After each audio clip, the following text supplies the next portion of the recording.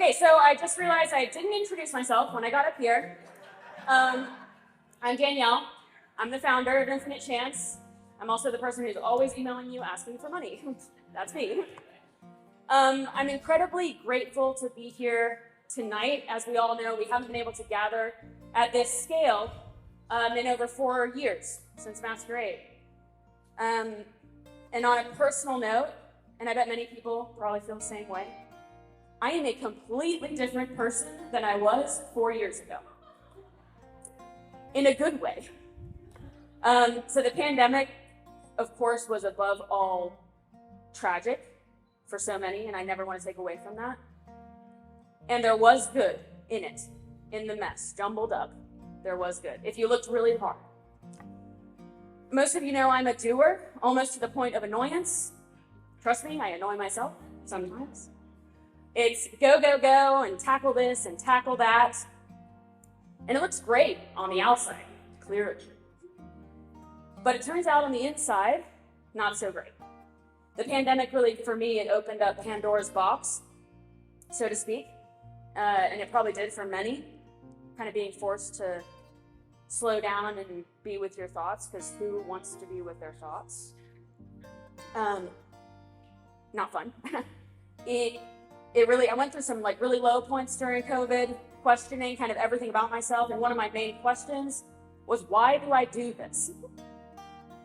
So don't worry, I am going to get to my point. This isn't going to be a therapy session for Danielle. So I started working with some very wise leaders, and they're actually all in this room tonight, which is really special for me. Spiritually, emotionally, behaviorally. And I haven't figured everything out yet, but I am working on it. But across the board, I did learn 2 things in the past 4 years. Number 1, we can't do it alone. We aren't meant to. And this may sound super obvious for some of you, but the Danielle that was on this stage 4 years ago did not know that. Number 2, let yourself be present. I'm the kind of person that almost is never in the moment. I'm thinking about what's to come, what needs fixing, why does it need fixing, where did it go wrong, what do we need to do next? And that has caused me to miss some really beautiful moments my entire life. So I'm currently learning how to be present. Thanks. It's really hard.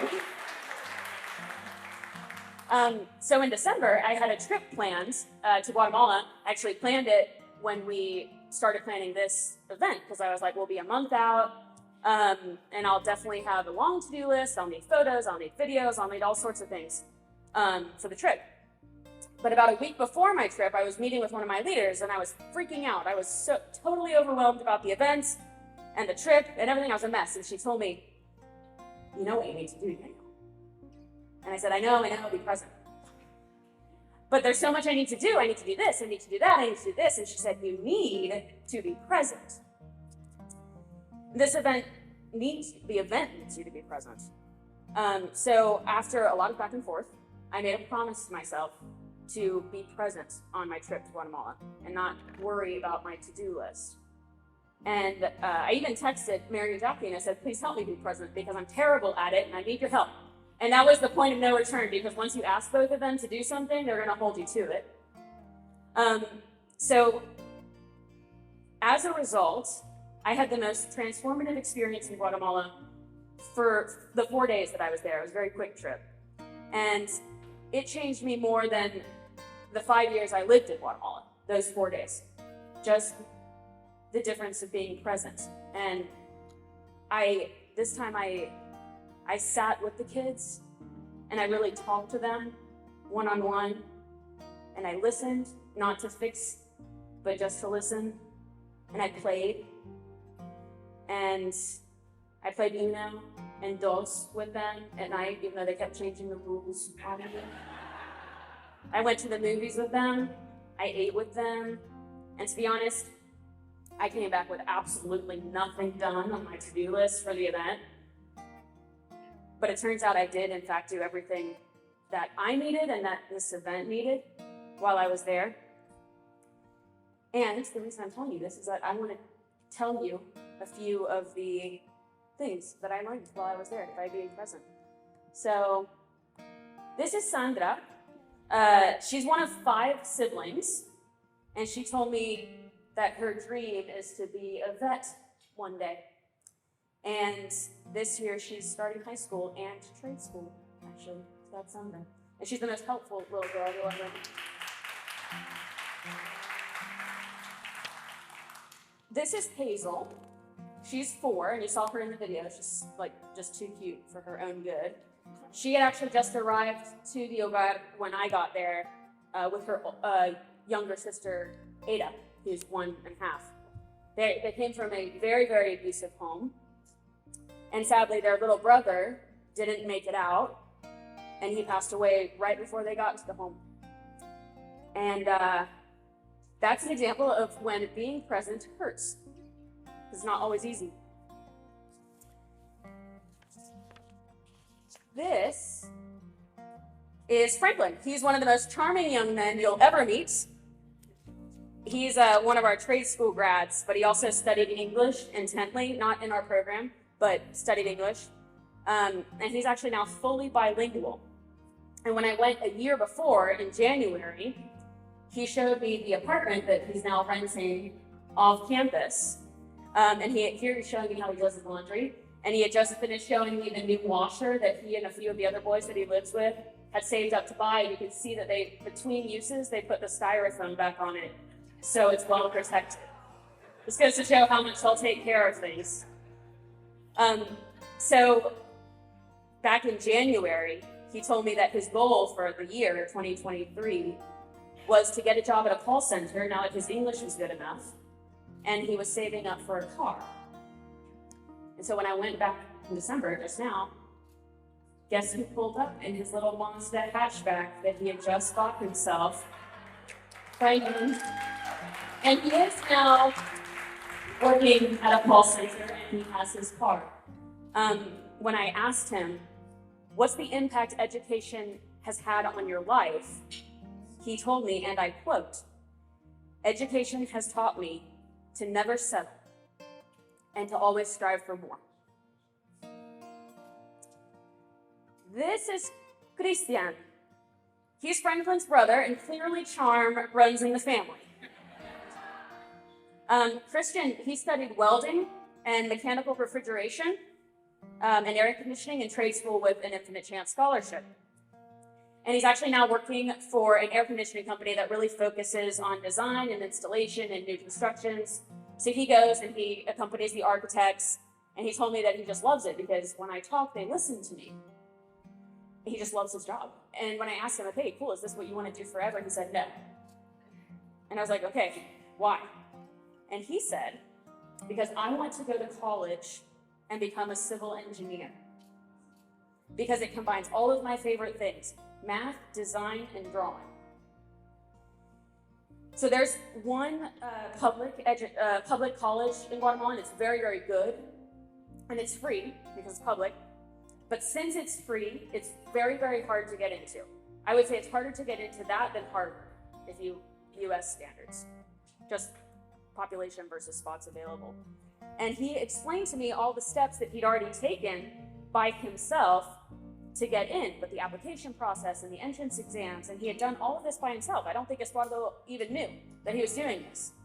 And when I was there, he was saying, I'm waiting to find out if I get in. And I'm like, oh my God. And so when I came home, I would write to Eduardo every day to the point of annoyance. And then Eduardo finally was like, here's Christian's number, just text him directly. So I did. And on Monday, January 22nd, I got a text from Christian, and he said, I got in.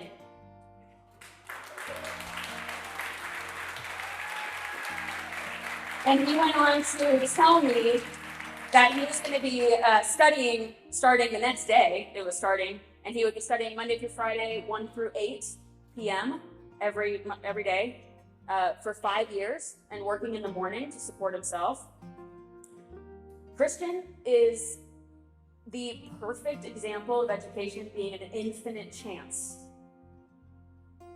We gave him maybe a taste for what he could do, and he ran with it silently towards a bigger goal. It's also the perfect example of the resilience and passion of the students. If we as an organization can just help clear their path, they will move through. They will do it. They'll run with it and accomplish even bigger things that we can't even imagine.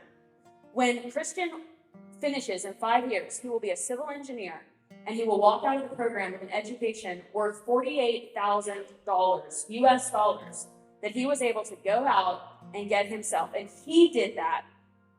So to answer my question before, why do we do this? Why do I do this?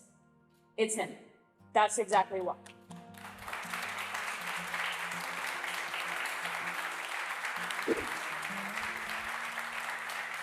So the reason I'm telling you this, and the reason it's relevant tonight, is that these stories and the changes that I'm going through, or that maybe we're all going through, are going to shine through in our work as an organization. In the coming years, I hope to take Infinite Chance to new heights. But now, when I say new heights, I don't mean millions of dollars raised. I don't mean mass amounts of people reached. But by new heights, I mean deep connections made, lasting impacts, tackling issues that maybe we didn't even know were there before. By being present with our students, the staff, Karen and Estuardo, we can truly make Infinite Chance infinite. There's one last thing I want to show you while I'm up here.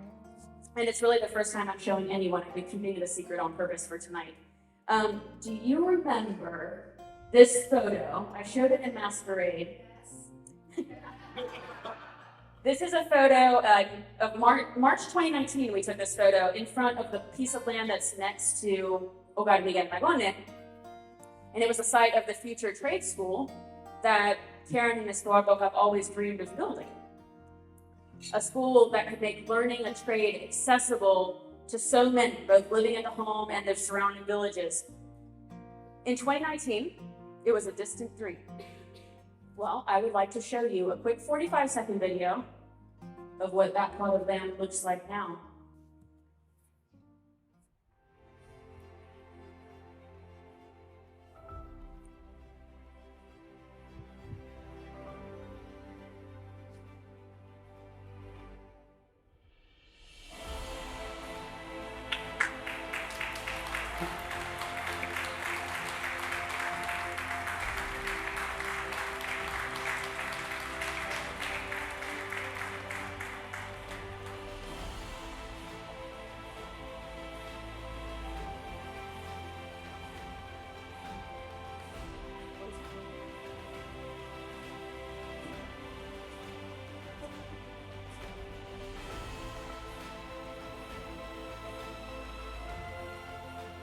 So yeah, isn't that amazing?